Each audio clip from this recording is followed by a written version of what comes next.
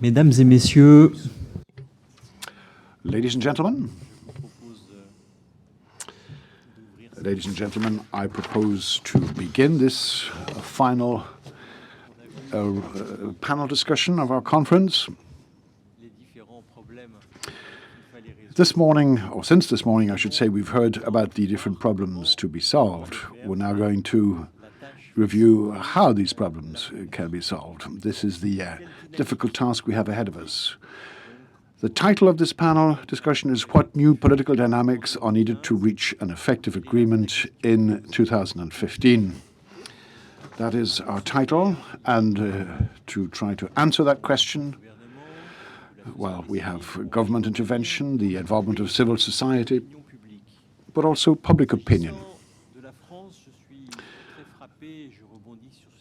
As far as France is concerned, and I was struck by something I heard at the previous roundtable, I was struck to hear that the concern with the climate has become a major concern in public opinion. With the French Center for Political Studies and an opinion survey, our foundation launched a survey on the public's political priorities. 4 times a year, we review the public opinion in the form of a questionnaire on the 29 political priorities to determine what are the priorities for the public. Now, we began this a year ago, but I'm struck to find that of the 29 areas, 3 of the top 10 systematically relate to climate change, the environment, and energy efficiency. When I introduced our conference today, I explained that the first roundtable was going to review the long-term outlook, that the second panel would look at the concrete issues on the table, and the third would deal with the political issues. I think since this morning we've come to realize just how political all this is, and the next question now is how do we take things a step further? To try and do that, we're going to work from a number of proposals that you will have received in a position paper that Gérard Fuchs, who drew it up, will explain to you in just a few minutes. This is a document that stems from the various missions we've carried out in about 10 countries, 10 different countries. It will be interesting to see how our guests react to that, to these proposals. Over and beyond that, we're going to work from your experience, because today we are very fortunate to have 4 speakers who have, each and every one of them, held very high positions at the head of their country as head of state or as head of government. Each time, the idea will be how to ensure that the Paris conference is not another Copenhagen. How do we ensure that it actually materializes in the form of an agreement, the agreement that Laurent Fabius talked to us about this morning. So we're very keen to hear what your recommendations are, the role of political leaders, the role of civil society, what needs to be done during the conference, what can usefully be done before and even after the Paris conference. So there you have some of the questions we're going to be dealing with. Gérard is now going to introduce the merits of this discussion. The speakers will have 10 minutes each. I will be just as intransigent as the previous facilitator to ensure that we leave time for discussion with the floor.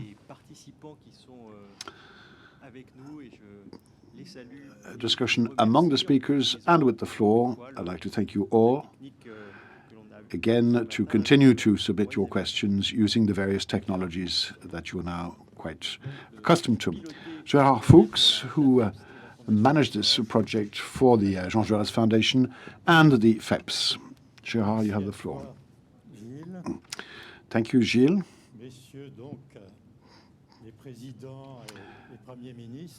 President, Prime Minister, we rarely get to see a group of eminences with such great experience. For the rest of you, ladies and gentlemen, dear friends, after 7 months of meetings and discussions, as you have just said, after 10 days of exchanging emails on the basis of a draft document that we sent out to the panelists and to our sister foundations, after almost a full day of conference that has given the opportunity to scientists, people in charge of associations, and political leaders to exchange their points of view, I think the time has come to present the political and technical priorities as defined by the Jean-Jaurès Foundation and the Foundation for European Progressive Studies. These are what is required, in our view, to achieve the best results at the COP21 conference in Paris, and to ensure that over and beyond the conference, that the long pathway to the solving of this climate change, these are the proposals that we believe are most capable of helping us progress on this pathway and of arriving at a satisfactory agreement in Paris. The priorities stem from 3 intentions. First of all, the intention to be realistic. There is no world government. Some people regret that. I'm among them, but that's not getting us anywhere. I noticed this morning with interest that somebody suggested that the Security Council of the United Nations, or possibly the Security Council, could extend its role to cover all climate-related considerations. Interesting proposition. But the situation is clear. The member states of the United Nations, when they talk about climate, do so within a framework of complete sovereignty. This leads to difficulties, and there's no point in denying that. The second intention is the intention of fairness and just society, as has been mentioned time and again today. There will be no progress on the pathway to climate change without fighting against inequalities within countries and between countries. We believe that the efforts made by the various countries must take this into account. They have a historical responsibility that's very understandable. They must take account of their present situation as well, of course. That's just a matter of common sense. The third intention is the intention of being successful with the Paris conference and being successful thereafter too. I believe there are several hundred proposals currently doing the rounds of scientific and technical circles, several hundred proposals on how to improve our fight against climate change. To pick 5 among these is a huge challenge, but this is the challenge that we have taken up. These are the proposals that you will find in the document we handed out to you this morning. These are the proposals that I now want to talk to you about very briefly. The first of these priorities concerns the preparation of the COP. I've been very attuned to the climate for a number of years, but I was unaware of the large number of organizations involved in the dialogue on climate change. I was quite surprised to discover there were so many. We believe, and this is our first proposal, that if the INDC, the national contributions, enable the 95 UN countries and the European Union make their own national contributions. I think if we were to limit the conference of parties to the sum of these contributions would be insufficient. What we propose is what the economists call an auction system. We start with the national contributions, which is the existing situation. But let's not rule out a bidding system. National contributions could be deemed to be the first round of bidding. Then the UN Framework Convention could tot up all those INDCs and most probably find, unfortunately, that the sum of the parts, the sum of these national contributions, would leave us well short of the 2 degrees we are aiming at, which is the generally accepted target. But then we could proceed to a second round of bidding. I'm not going to be a maximalist and go for a third or fourth round of bidding, but maybe the Framework Convention Secretariat could then give us the findings of after the second round of bidding.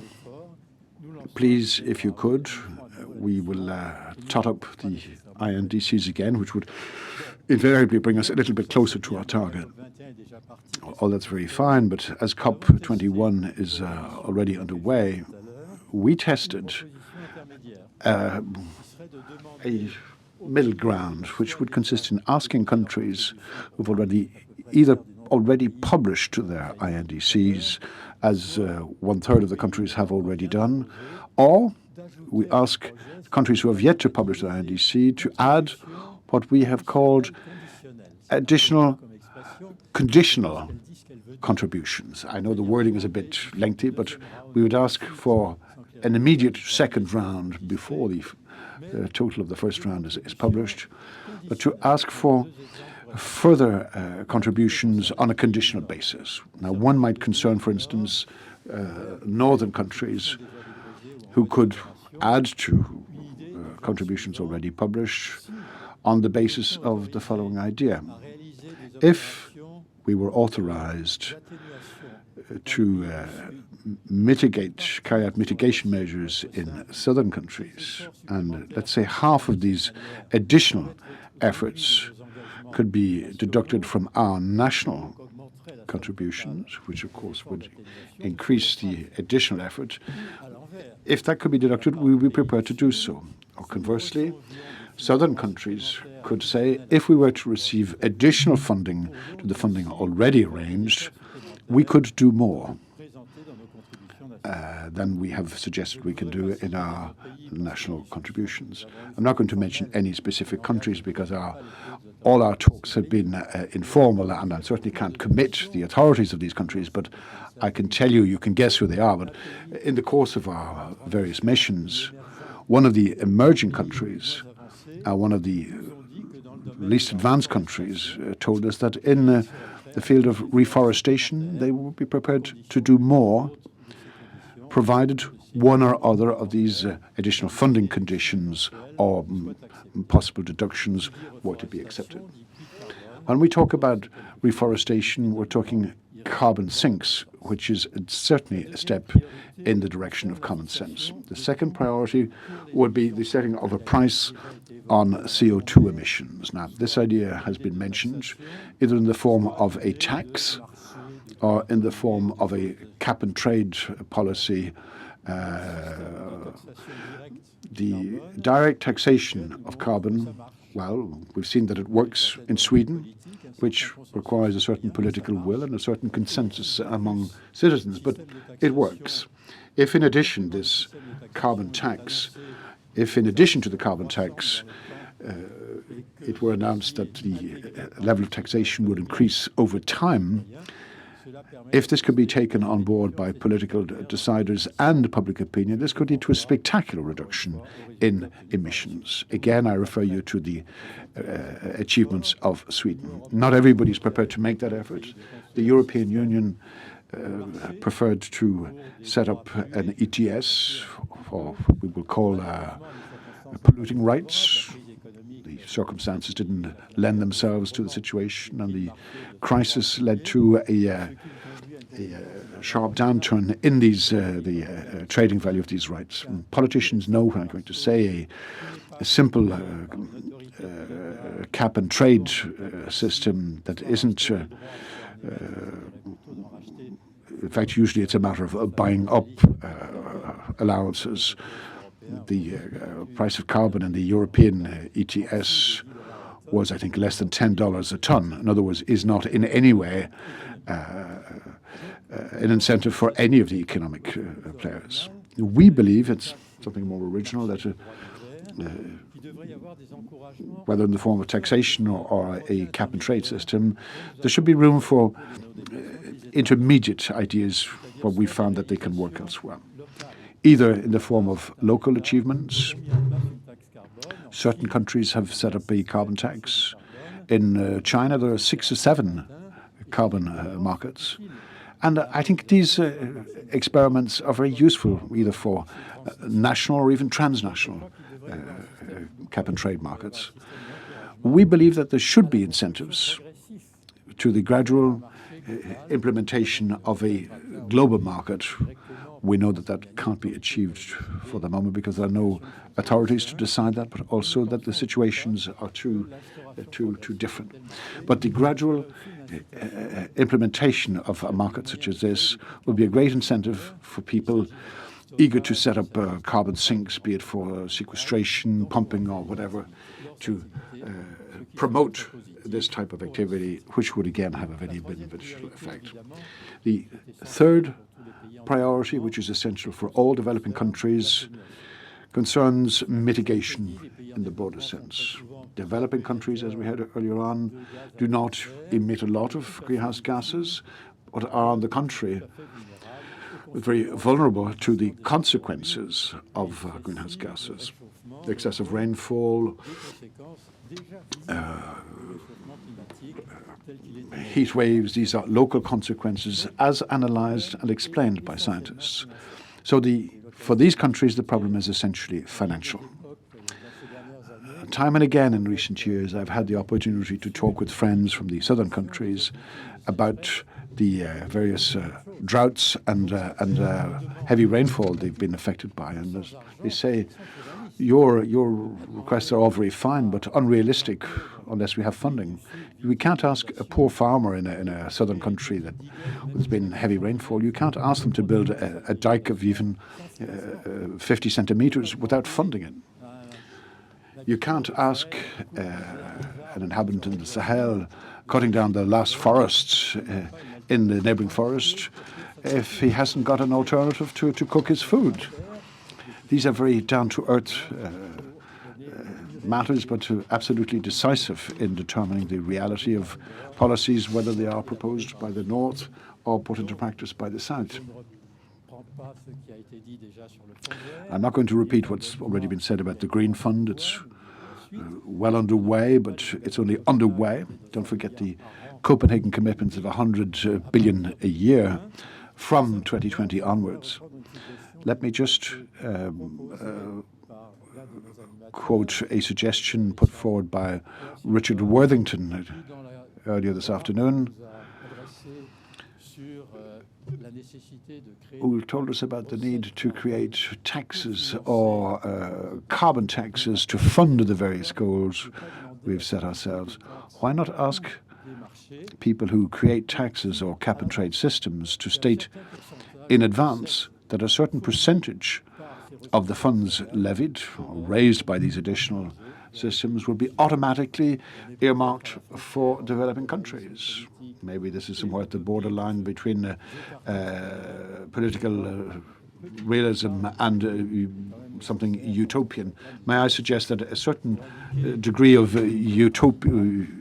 utopia is necessary if we are to make our economic and political intentions clear. The fourth priority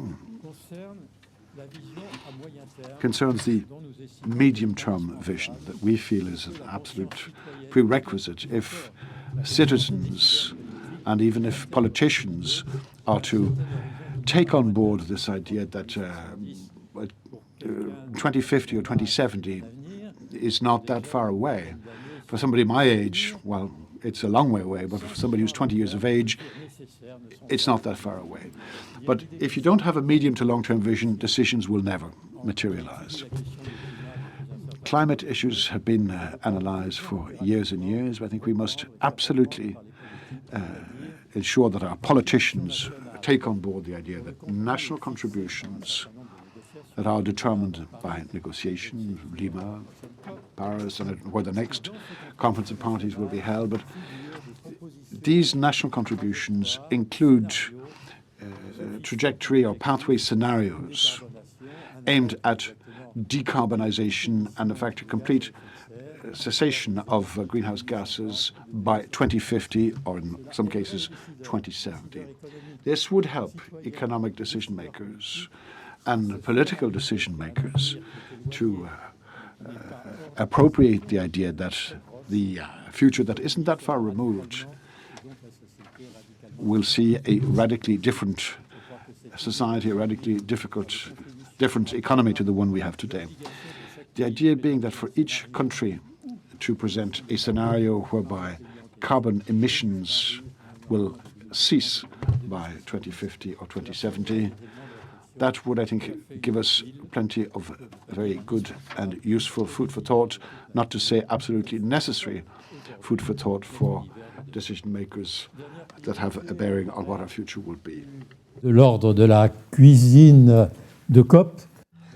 And the last priority, perhaps it's really specific to the COP, but I will put it on the table for those who in the future will be negotiating and achieving success, I hope, in Paris. We need to accelerate the implementation of decisions that will be made by the Paris COP by simplifying the rules that have been adopted and used since the Kyoto COP. And I read them again. I read them 3 times when I saw them the first time a few years ago. It was all in subtlety. Perhaps it was all too subtle and complex.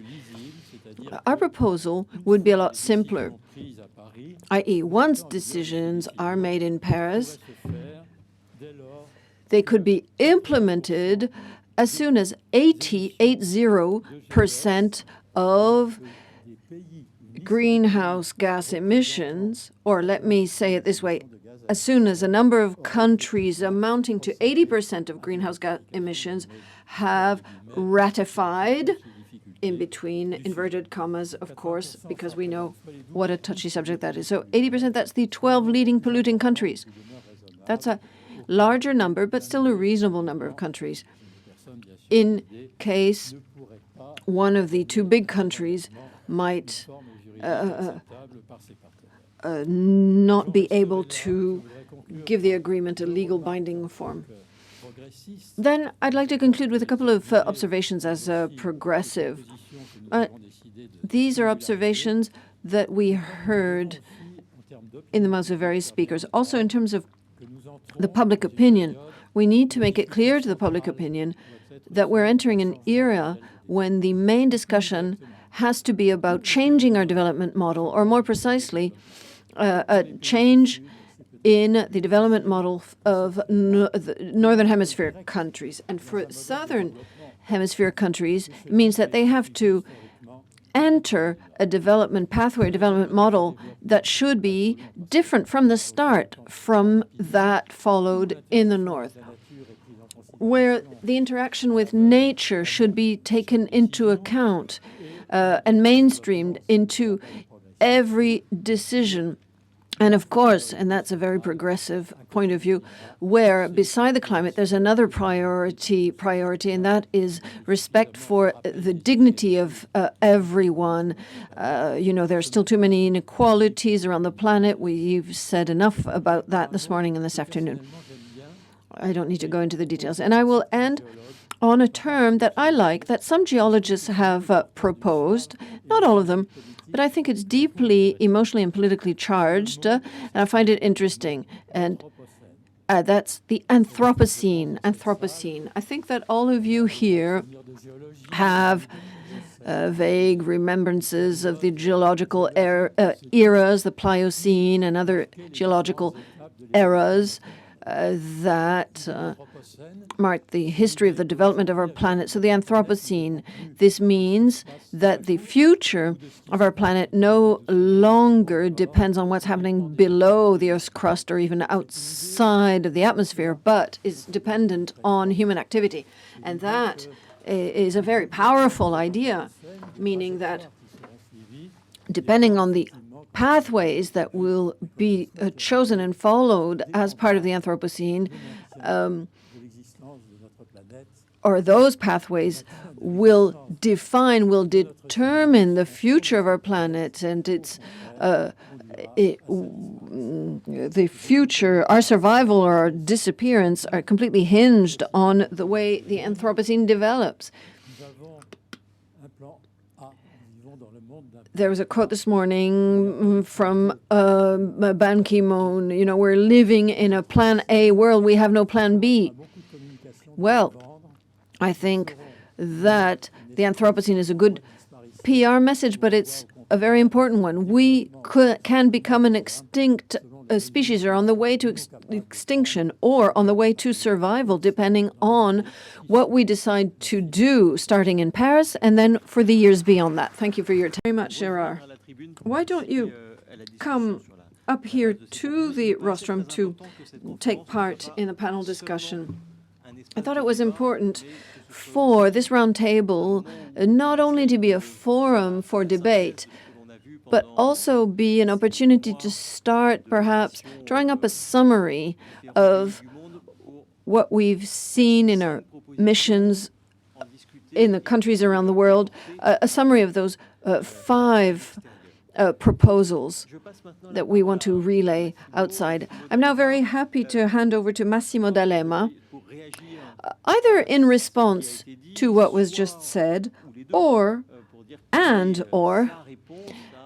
to give us his answer to this question.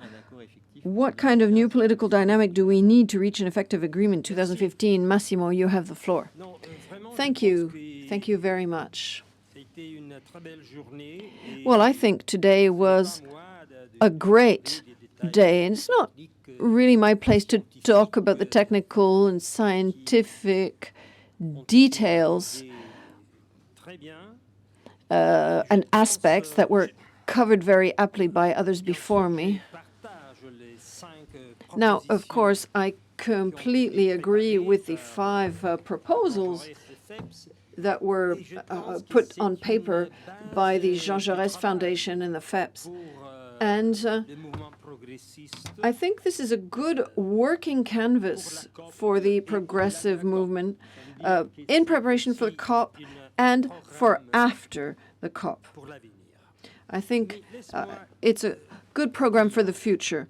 But let me say a few things. Let's go back to the promise that was formulated in Durban in 2011. What was it exactly? I'll quote it: to adopt a legal, universal agreement on climate change as early as possible and no later than 2015. That was a very powerful commitment that really, I think, conveyed a sense of urgency. And now we are at the no later than 2015. And failure or failing or deferring this would be a disaster. It would make us non-credible, would make our policies non-credible. It would undermine the credibility of our policies for the future of humankind. So it's hats off to France for taking on the challenge, for accepting to shoulder such a considerable burden, duty. The risks are high. Past experience has shown that this is no easy task. Mr. Laurent Fabius, I think, framed the issue very well. It's an ambitious and realistic approach. An ambition that really focuses on the first pillar, a real, veritable legal basis. That's the challenge. Now, I, have a bit of experience in negotiation.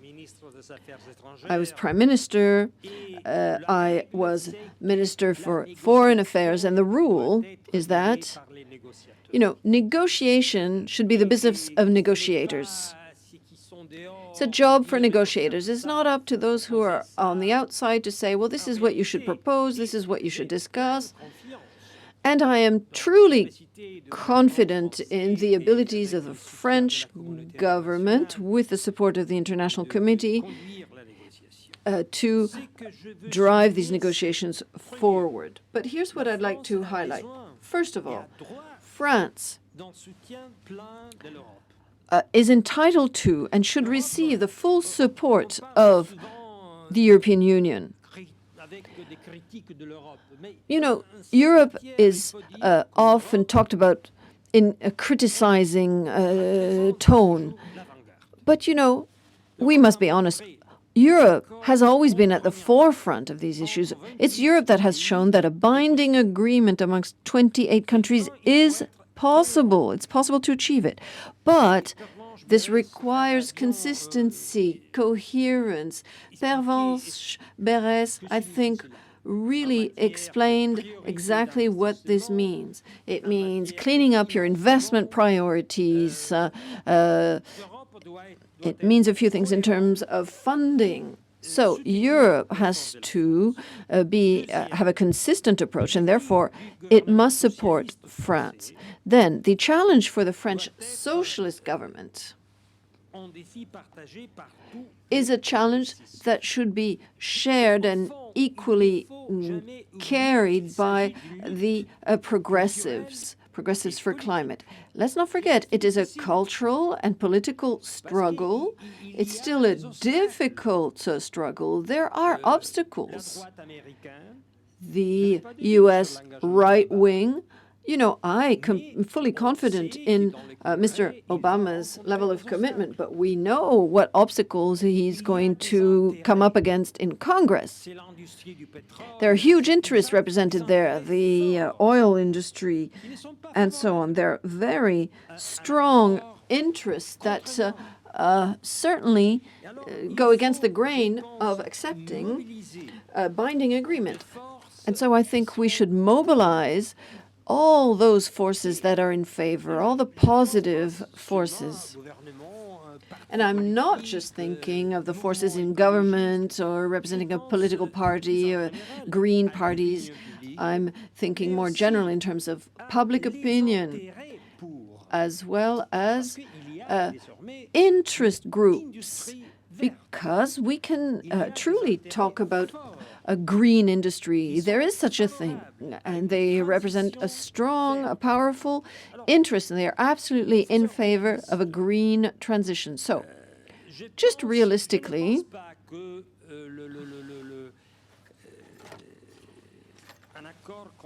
I don't think that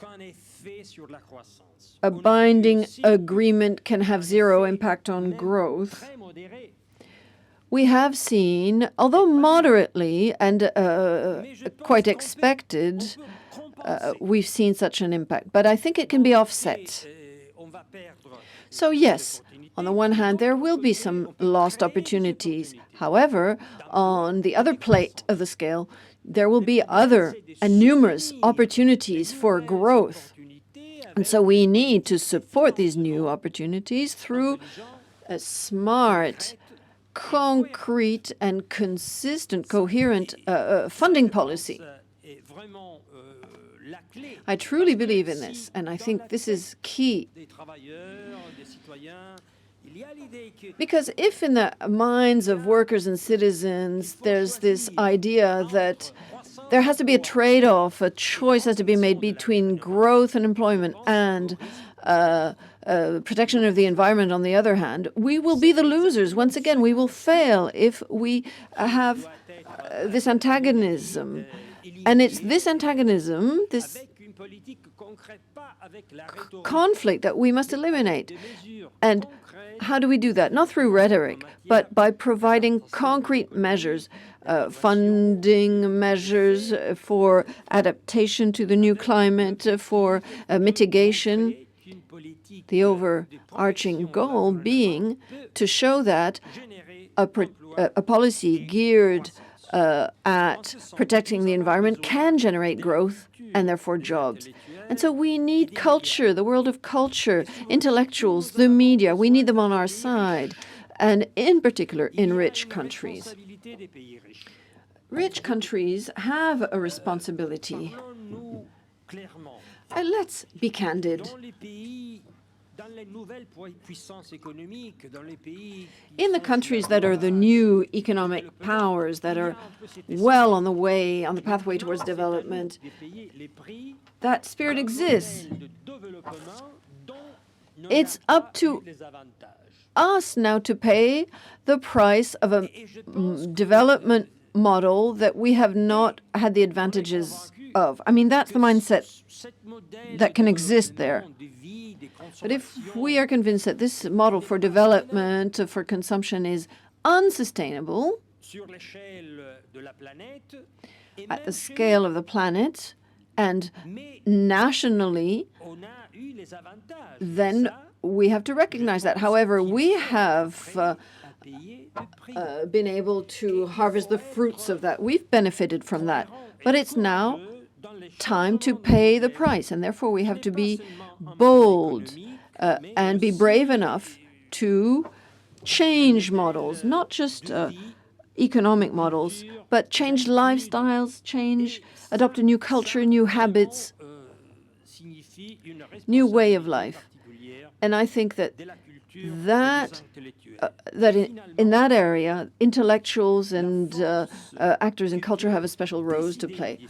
And then there's the challenge. You can decide on what challenge you're going to rise up to.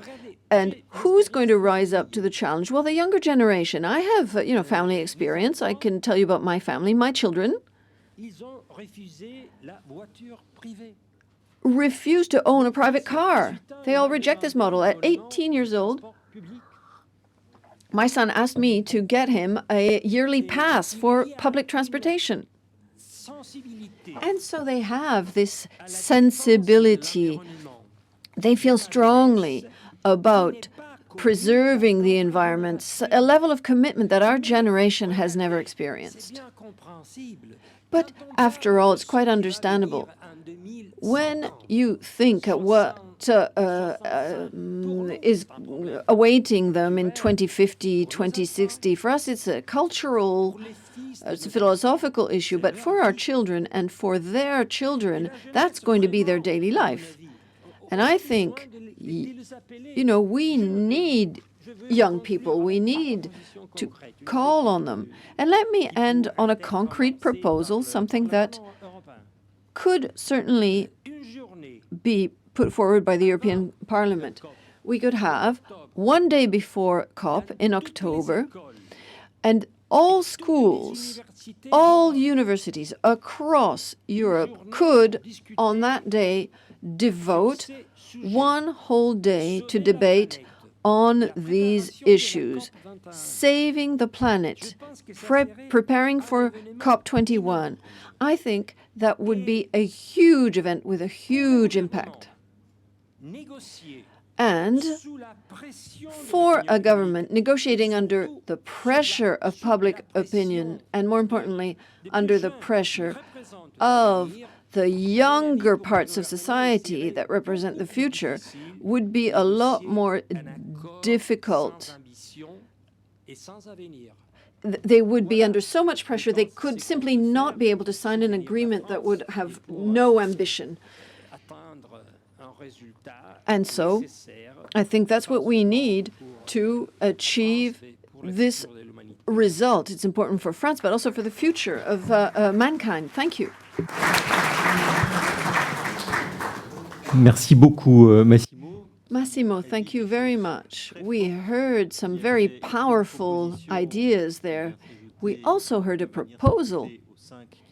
We could add it to the 5 proposals presented by Mr. Fuchs earlier. All of that in the 10 minutes that were indeed allotted to him. Thank you very much. And in French with his wonderful French. Karl OFFMANN, please, former president of Mauritius. You have the floor. Thank you, Mr. Chair. I'm going to talk about the small island states, Africa. When I mean Africa, I mean the least developed countries of Africa and the landlocked countries of Africa.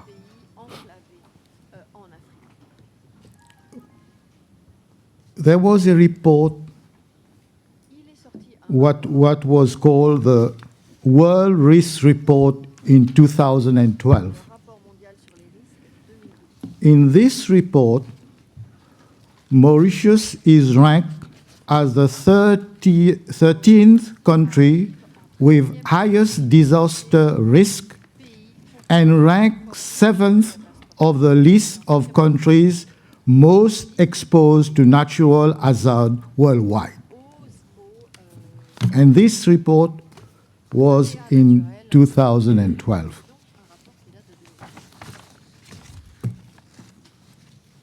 The small islands developing states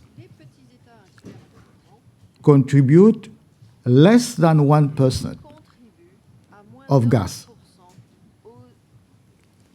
And the Mauritian Meteorological Services have shown the following features: alarming decreasing trend in annual rainfall by 8%, an increase in mean temperature by around 1% Celsius, a rise in the sea level of order to 3.8 millimeters per year, and an increase in the frequency of extreme weather events in Mauritius. So can you imagine what is going to happen to the small islands? Maldives will disappear.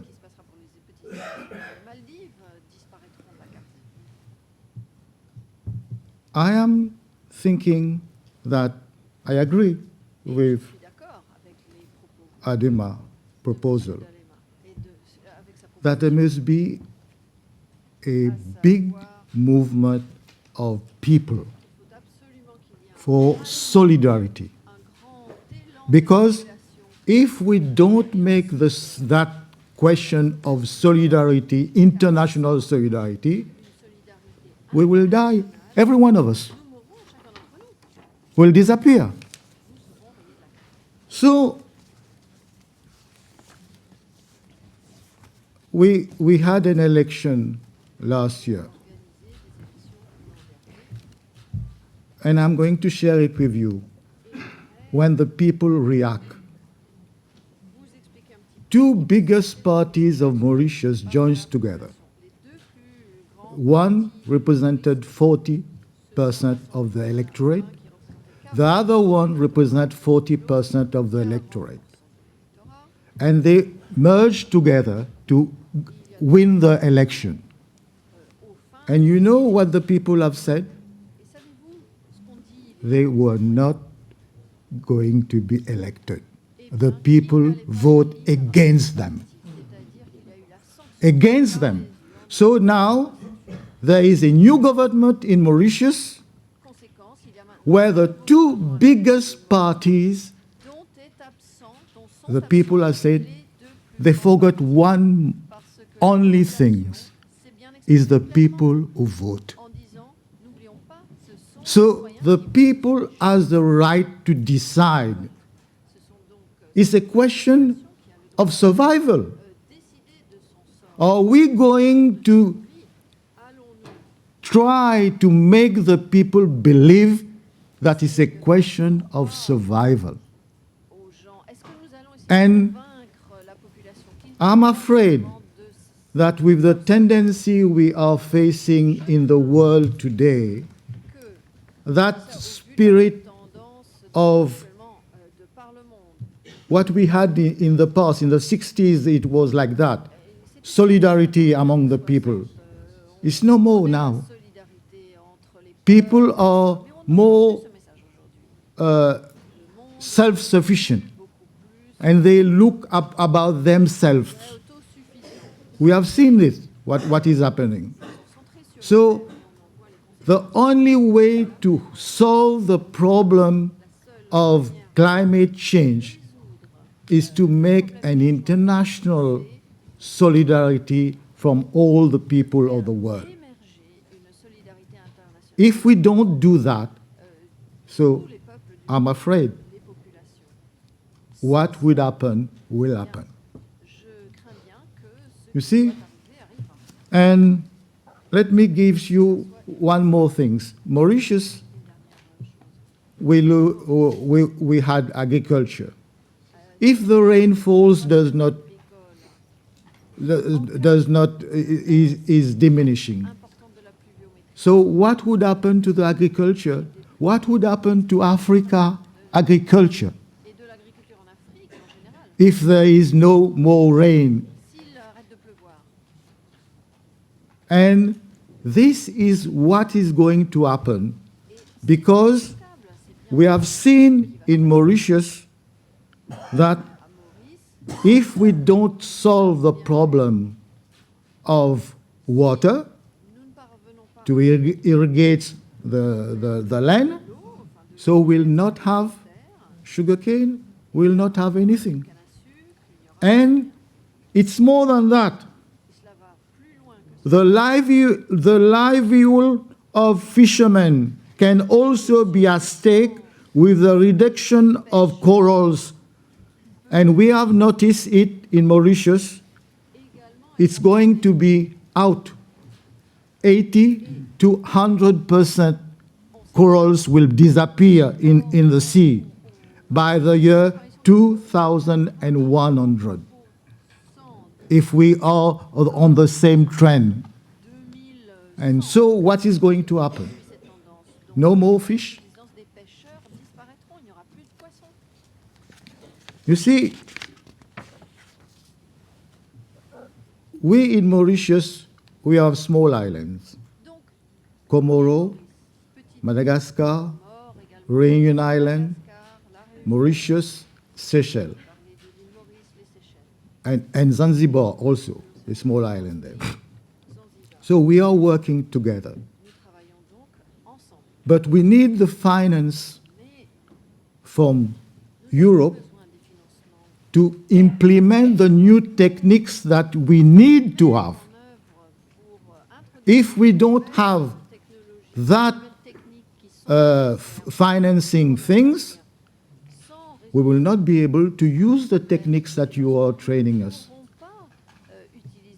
So, in the spirit of the knowledge that must be transferred from the knowledge and action, we heard it this morning, knowledge and action, we must be trained to use the new techniques that we are facing. And how do we are going to use that if we don't have the finance? So this is a question. Some of us are willing to learn, but we must be helped. And this is what we are asking the Europeans and also the people for the financing. Mauritius is having what we call the Climate Finance Skill Hub in Mauritius. We are hosting that. We are going to present it to the Commonwealth countries in Malta in November. And if they accept, Mauritius will host that Climate Finance Skill Hub in Mauritius. We are prepared to do that. But in order to prepare to do that, we must have the financial support, not only for us, but for the least developing countries in Africa, the landlocked countries of Africa, and all the sub-Saharan countries of Africa, because we don't have the money. We don't have the techniques of doing things. When we are talking of Africa, let me give you one good example. Africa needs everything. You have the knowledge. You Europeans, you have the knowledge of doing things there. But the knowledge is with you. So if you come to Africa and to develop, to give us the finance, we can develop it. You see, there is a lot to be done in Africa. And I think that we are going to do it the way the international community wants to be done. You see? And this is going to be our solidarity with the world. Thank you.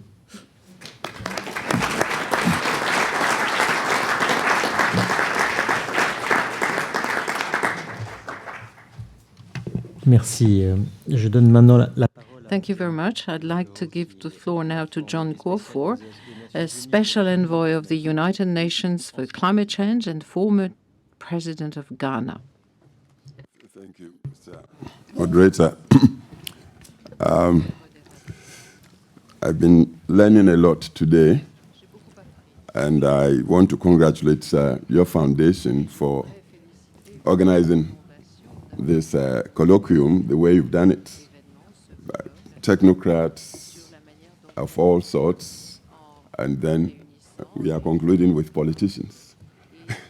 I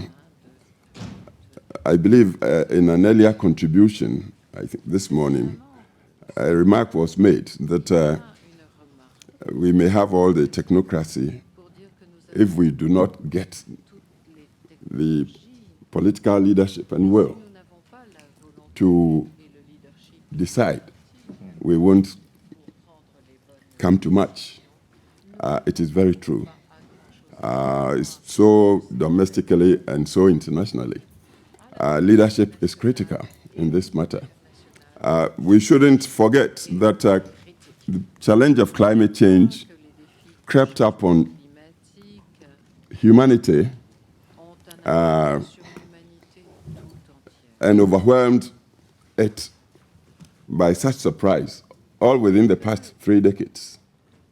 Before just 3 decades, everybody wanted to develop, industrialize, exploiting the fossil fuels and burning at rates, and didn't really care about the impact on humanity.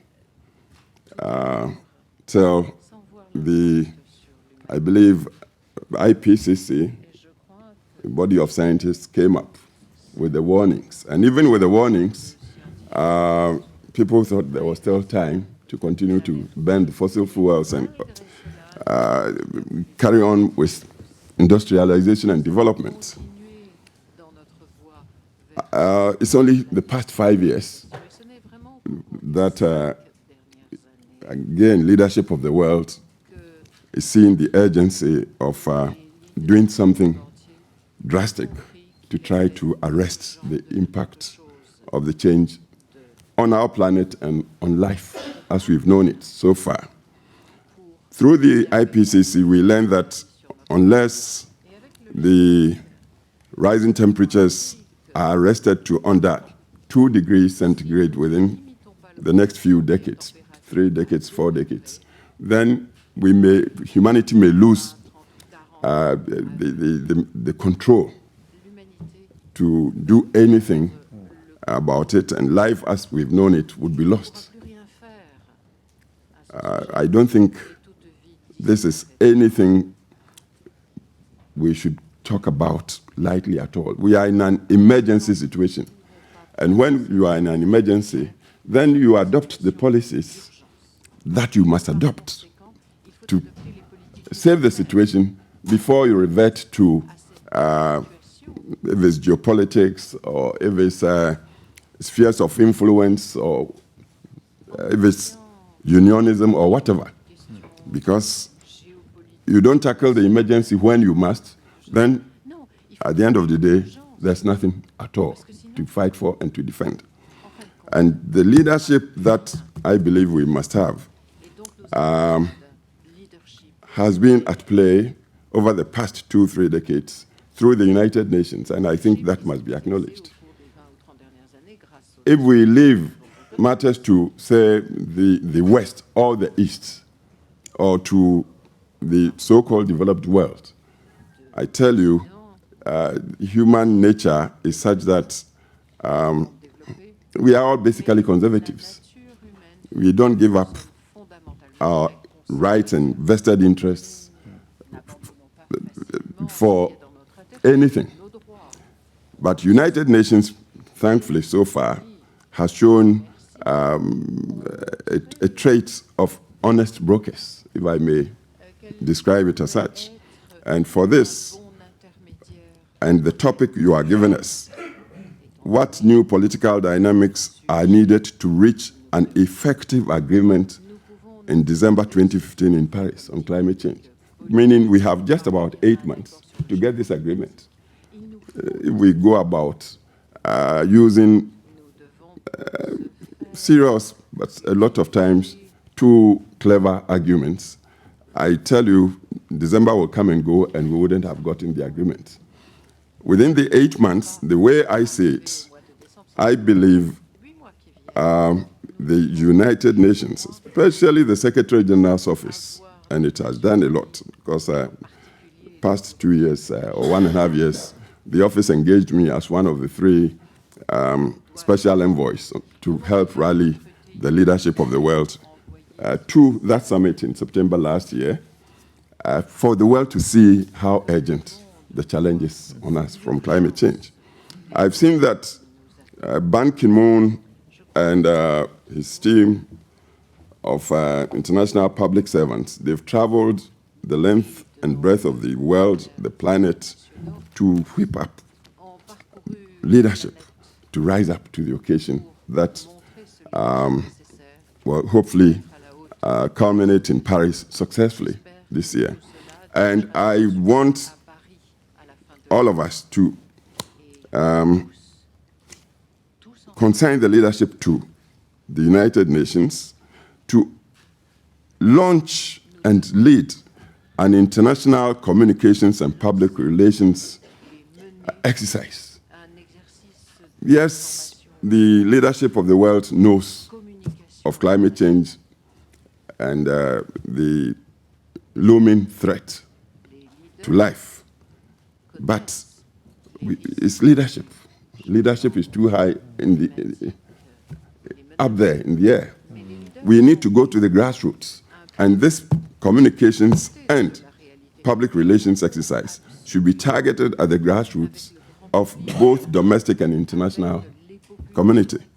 For the people to see that unless their leaders coming to Paris in December agree to sign some agreement to be managed from then on, again under the auspices of the United Nations, to ensure that we attain the 2 degrees or minus 2 degrees Celsius increases in temperature. Unless we do that by 2050, we are all going to lose. This morning, the gentleman from Kenya gave an analogy of the Titanic, that we are all in that boat, we'll sail together or we will sink together. That's what he said. And I thought that was the most powerful thing to tell the world now, so that by December, we get this agreement and submit to be monitored, guided, and reported on. So everybody would contribute as they would sign and even using the technologies which might vary, but provided by the agreed dates of attaining the -2 degrees centigrade,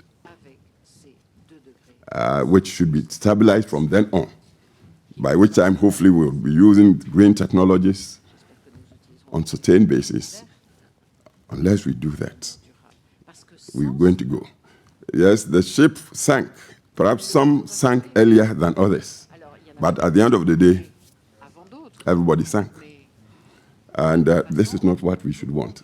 And we do not have the time. We do not have the pleasure of differentiating between developed, emerging, and the developing, and then the LDCs and the island states. We are all one. And I want the political action, needed political dynamic, to accentuate the call of one planet and one humanity. It's just one planet, Earth, and one humanity. And we must rush out to do everything we can to save the situation. There hasn't been anything like the effect of climate change on humanity as far as I can remember in history for the past, is it 4,000 years or 5,000 years? This one is the one issue that is bringing the entire humanity together. This is why last September at the United Nations, as many as 120 heads of state gathered for that summit, climate change summit. And it wasn't just the politicians. The corporate leadership of the world also attended in large numbers and gave undertakings. Civil society organizations came. But as I say, I'm yet to feel the campaign at the grassroots. As a former Prime Minister of Italy just said, whipping up the cultural, educational, gender awareness across the board for everybody to see that there's danger right ahead of all of us. If we would do this, then I tell you, since the lifeblood of politics is public opinion. And the example has been given by my brother from Mauritius. The people, once the people get aware, I tell you, December, there will not be one leader who wouldn't sign something in Paris. So this campaign, the needed new political dynamic, I believe, is the United Nations coming out with this campaign from immediately till December, whipping up everybody so their leaders will be told to go to Paris to go and sign. When we do that, and after that, those from the developing world, like I am here, yes, there's a lot of injustice in this system. But even when we are talking the injustice, we want to throw our minds back as to whether the Industrial Revolution, when it was launched, and people were using fossil fuels, they knew that they were really pushing the world to a precipice from which we might drop. That time, they didn't know. The guilt really intensified from when the scientists started telling us, just 30 years or so back, that the way you are burning this thing, the pollution of the atmosphere, the burning of the ozone layer, and all these things will overheat our world, will melt the glaciers, the seas will rise, the island states will sink. And now when you look everywhere, the evidence is clear. Last week, California, perhaps the most unique state in the United States, for the first time apparently in their history, had to adopt a policy of rationing water. When it is flooding, it floods beyond redemption. When it's drought, it's all fire burning. California has been forced to this. And when you come to Africa, we don't have seasons any longer. We don't have seasons. We have been inundated with flooding when it rains out of season, and its drought is the same. We are lost. In Europe, it's the same. In Britain, the West Country, last year was so flooded, the properties were destroyed, waves rose as high as 60 meters or feet. They didn't have solutions. So this is no time really to insist on developed, emerging. The science is on your side. China is doing fantastically well with the renewables. America has always been there up front. Europe has the technology. You have the resources. Unfortunately for the developing parts of the world, we do not have. But we are all caught in this web, and we need to hold each other as humanity under the guidance of the United Nations. Let's submit to that, because UN is the only organization we have that can be trusted. You talk Europe, you talk West, and even China now. Those of us from the developing world, we get suspicious. We know is geopolitics. Our friends would come and exercise on us, getting and holding their advantage, which we consider undue. But what can we do now? So let's resort to the UN under the leadership of Ban Ki-moon. And then this campaign, when we are waging even in the countries domestically, I would say let's go bipartisan, because now we are all talking democracy.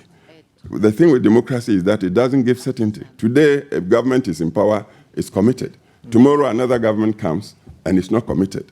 And then we can't afford to undermine the efforts we are making. So the campaign should be waged on bipartisan basis, not on ideological basis. We should focus on just humanity, how to save humanity and the planet. When we do this, I believe we'll be getting somewhere. Thank you.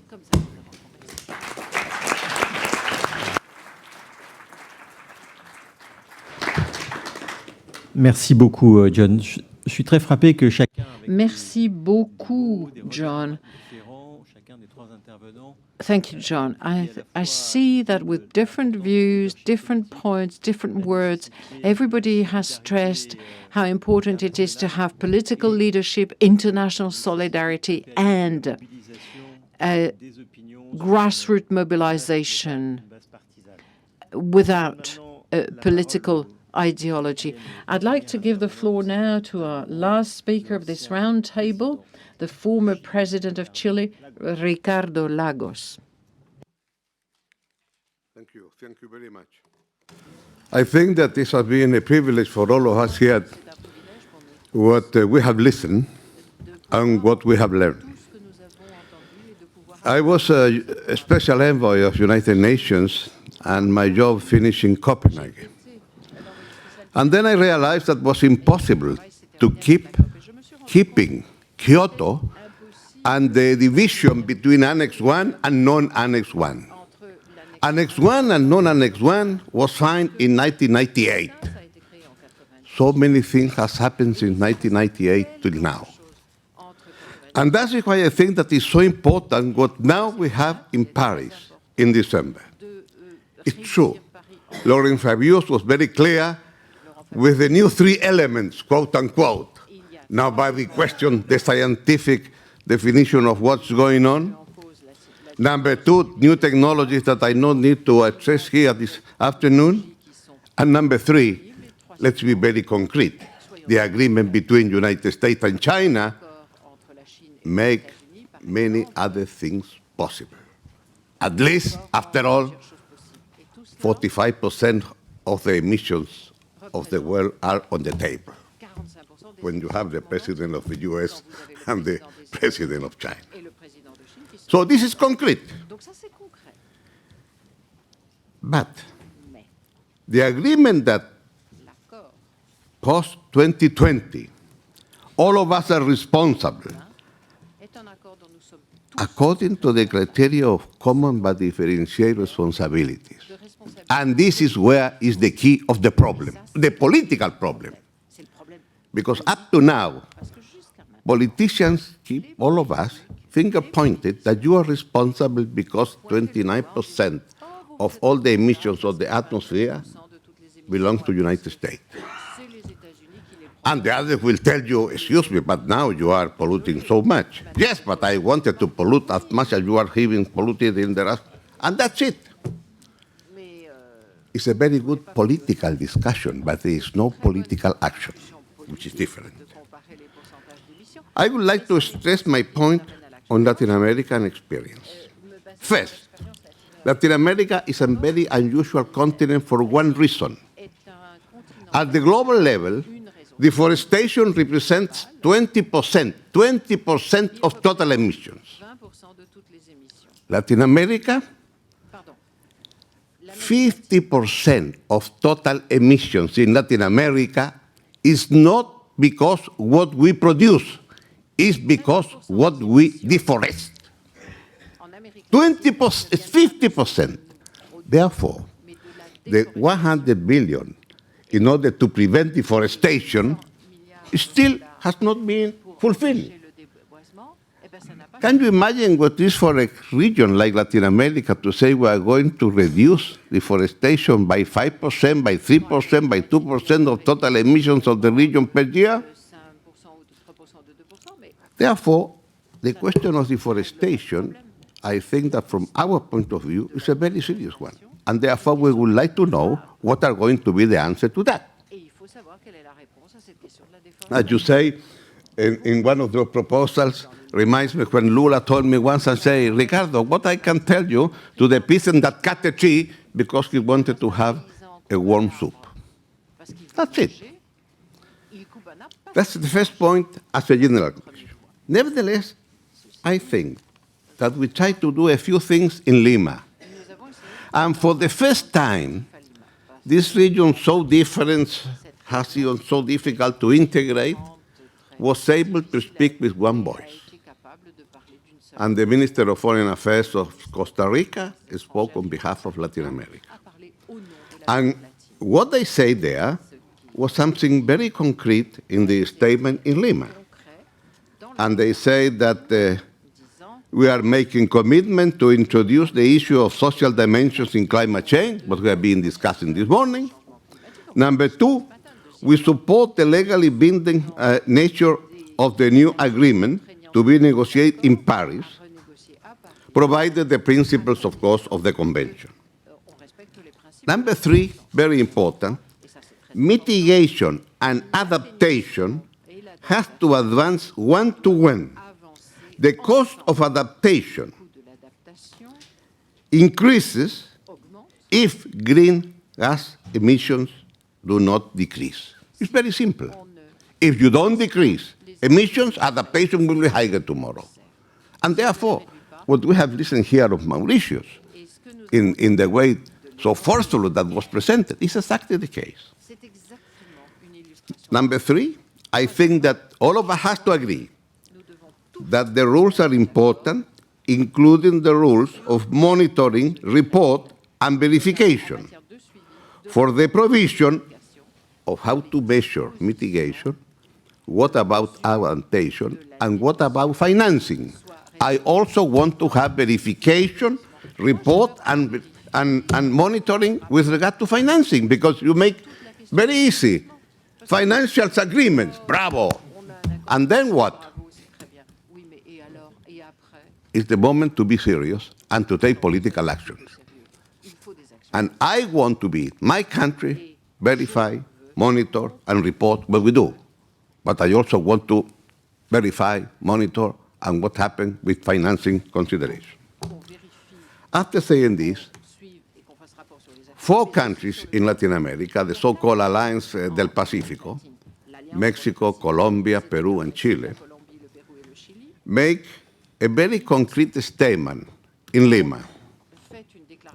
The compromise to present very soon by each of our countries the intended nationally determined contributions and the decision that those nationally determined contributions may be binding for these 4 countries beginning, if possible, next year. We all know that we are not obliged for that. We are still non-Annex 1 country. Nevertheless, we think that we have to make political action through our political example. Not all Latin American countries are equal. Some are more equal than others. And it seems to me that the middle-income countries that are leaving poverty behind, like my country, we cannot keep saying, look, not binding with us. We have to be. If we are going to make a voluntary contribution, nationally determined, right now in Chile there is a process making, with all the people, a lot of dialogues to make sure that represent the will of the Chilean people. This means, from my point of view, that it may be possible then, in Paris this year, to make a division and say, well, since from 2020 all of us are going to be binding, we have to make a division bigger than the Annex 1 and non-Annex 1. And therefore, depending the per capita income of our countries, we need to have another targets and binding. This means that we are trying to present one particular definition and declaration for Latin American countries in Paris in this regard. What countries in Latin America are going to be binding and what countries in Latin America will not. About 7 or 8 countries in Latin America, the major ones, will be above the $20,000 PPP per capita income, and those countries has to be binding in our humble reasoning. If this is the case, then we are going to be in a better footing to address what are the issues with regard to the future. In Chile, for the first time, we are able, because of a tax reform, to introduce a very modest, but it's the beginning, tax on carbon emission. It's not easy, I know. And there's a lot of exception with this, but the tax already exists. It's also important to understand that we make a tremendous advance with regard to electricity in the auction that took place this year, and the auction was, how much electricity are you going to offer in Chile from 8 a.m. to 6 p.m. In that block? All the companies that won the competition are solar companies, by obvious reason. A very simple decision, you see. The auction, you are going to offer electricity? Okay, but I need electricity from 8 to 6. Chile energy prices are rather high. But probably because of that, solar is coming down, the Atacama Desert, etc. And now then, during the next 8 years, 45% of total investment in electricity is going to be solar. Okay. After that, what about post-Kyoto? Post-Kyoto means after 2020, that all countries are going to be binding, but not of the accountability is going to be essential. We hope that the national determined contributions are going to be able to us to analyze how is the transparency of that. And I think that it will be very important that the United Nations framework will analyze ex ante and make an assessment of these voluntary contributions to make sure that the numbers are correct, by obvious reason. In short, it seemed to me that the most important political element is that in this century, the change in paradigm is already taking place for the reasons that Massimo expressed with regard to the younger generation. In what sense? All of us in this room, or most of all of us in this room, are used to, oh, what country are you from? Oh, you are from Chile. Can you tell me what is your per capita income? And this is the yardstick to measure you. The next question in this 21st century, during the next 5 to 10 years, will be, and can you tell me what is your per capita emission? So it's one thing, what is your per capita income? The next one is, what is your per capita emission? And if you have per capita emission like in the US, 22 tons per year, or like you in Europe from 10 to 12, or in Latin America, 5, or in India it's about 2 or 3, but growing, of course, well, if that is the case, that is going to be adjusted. And are we going to be able to prepare for that new paradigm? Because countries will more or less civilize, depending on what is the emission per capita. And I think that would be very important, and I want to finish with this, very concrete. The way to measure, are you going to measure the total decrease in emission from here to the year so much? Or why don't you measure the intensity of the gross domestic product? Each point that you increase the product, how much increase the emissions or decrease the emissions? And therefore, that means that if every year you can measure that the intensity is increasing or decreasing with regard to the emissions per product. And we are planning to present our national contribution in this way. Of course, the normal way also. But I think that this will be the best way to measure. You want to have growth, that point, 2 points, 3 points of gross domestic product that year, how was the increase or the decrease of the emissions in that particular year? And therefore, then, you have the whole picture. I want to have growth, but I also want to have decrease in the emissions. And I think that it will be important to make also very concrete political advance in this regard. In short, I'm rather optimistic of what we can accomplish. The real issue is that we have to learn that all of us are going to participate. Not all of us are going to be binding, but the middle income and the emerging countries, they have to be binding. And to leave behind us the Annex 1 and non-Annex 1. That should be the right political answer. Thank you, sir.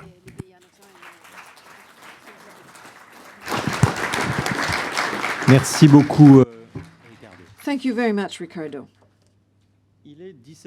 Well, it is 5:55, and I'm going to be flexible in terms of questions, but not flexible in terms of timing. So there have been a lot of questions that have come from the audience, and I'm going to select 3, and I will leave it up to each panelist to decide which question they wish to answer. Number 1, is it possible to oblige a number of countries, some countries, to really commit to fighting climate change? And that goes back to what Minister Laurent Fabius said this morning. You need everyone's agreement. Do you need everybody's agreement to go forward? That's a good question. Secondly, what is the best solution? An ambitious non-binding agreement, or a less ambitious binding agreement? Well, when you're a negotiator, that is certainly a question you must address. And last one, and all of you have highlighted how important leadership is.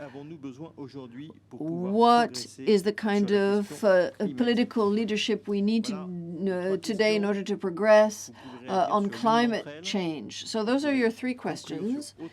You may comment on one of those or offer other conclusions, but I'll give you exactly 2 minutes each in the same order. Massimo, over to you. Well, I think we have the leadership we require today.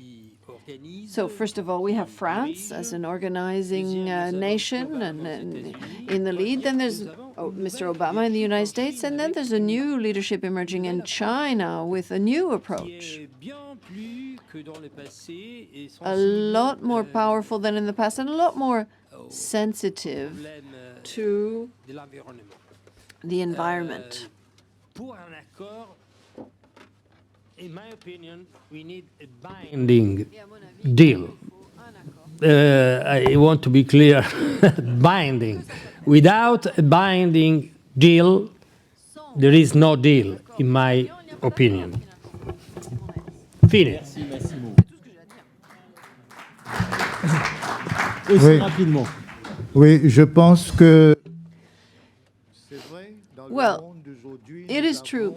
In today's world, we have the right leaders. They're capable. But there is one missing element in the equation, and it's the political will. We need to make these leaders understand that it is all dependent on political will. And if we can get them to see that, we'll move. Thank you. You notice that Massimo started off in French, finished in English, and Karl OFFMANN, who earlier spoke in English, now just spoke in French. Over to you, sir. Yes, the leadership is all right, but are we sure it will be the same leadership next year or 2 years from now, especially in democracies? And this is why I believe the people should own the campaign to support the fight against the climate change. So the leadership is all right, but the leadership should rest in the palms of the people always. And then the agreement must be binding. It's not a one-off agreement. The 2015 agreement, which must be successful, should be the threshold to grow, because the problem is not going to go away into the foreseeable future. And when you make the agreement now, with whatever shortcomings, once it's signed, the countries of the world should be committed to maturing it with the changes as we go ahead. Thank you. I think that the agreement has to be binding for a very simple reason. The question is not more ambitious or less ambitious, because the ambition, the degree of ambition, is going to be defined by each country. But once that the country make that definition nationally, it's binding to their own people. It's a compromise with their own people what the country was planning to do. So it's binding from an internal democratic decision of that country. And the only thing that the convention is asking to that country is that since it's binding to their own people, also should be binding to the international community. And this is the reason why the international community has the right then to monitor, to verify, etc. Number two, if you do that, then you are going to add up what that means, all those national determined contributions. What is the final result? And the final result, almost sure, is going to be unable to reach the 2 degrees because the emissions are too high, too low, excuse me, the restrictions. If this is the case, then, well, all of us listened this morning that Paris is the starting point. What's going to happen in the next conference, the next 2 years? If it is possible to make a revision of each of the countries, if it is possible to accept the different ideas that you propose with regard to what are going to be the incentives to keep reaching. And I think that the question of the example of different countries may be very important. We listened this morning, for instance, a very strong statement by our friend from India. I can understand that, of course. And it's very, very open when he said, look, we are China plus 25. Okay. But in a particular moment, it's going to be necessary for all of us to say, come on, it's not possible that all of us keep keeping our red lines, because if all of us keep keeping our red lines to increase our ambitions, then we are going to be far. So I think that binding, no question, because it's a nationally determined agreement. Merci. Mes chers amis, je voudrais que l'on...